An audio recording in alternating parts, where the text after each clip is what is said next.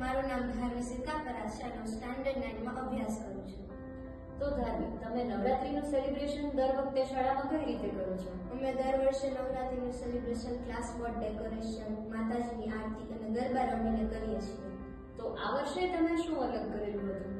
આ વર્ષે અમારે કંઈક નવું કરવું હતું, એટલે અમે આલ્ફા વુમન્સનું પ્રેઝન્ટેશન રેડી કર્યું. આ આલ્ફા વુમન એટલે શું? આલ્ફા વુમન એટલે વિશ્વની એવી સ્ત્રીઓ કે જેને સમાજથી છૂટા પડી અને વિશ્વ માટે કંઈક એવા કાર્ય કર્યા હોય કે જે ઇતિહાસમાં છાપ છોડે તેવા હોય, જેમ કે લતા મંગેશકર, કલ્પના ચાવલા, સાનિયા નેહવાલ, મેરી કોમ વગેરે. આ પ્રવૃત્તિ કરવાનું તમે કઈ રીતે વિચાર્યું અને તેને પ્રેઝન્ટ કેવી રીતે કરી? દર વર્ષે તો અમે માતાજીની આરતી કરતા, જેથી અમારી ધાર્મિકતા તો વધતી જ, પરંતુ આ વખતે અમે એવી સ્ત્રીઓને સેલિબ્રેટ કરવા માંગતા હતા કે જે ખરેખર કોઈ માતાજીનું સ્વરૂપ હોય. ઓકે, અને આ એક્ટિવિટી કરવાથી કઈ ફાયદો થયો તમને?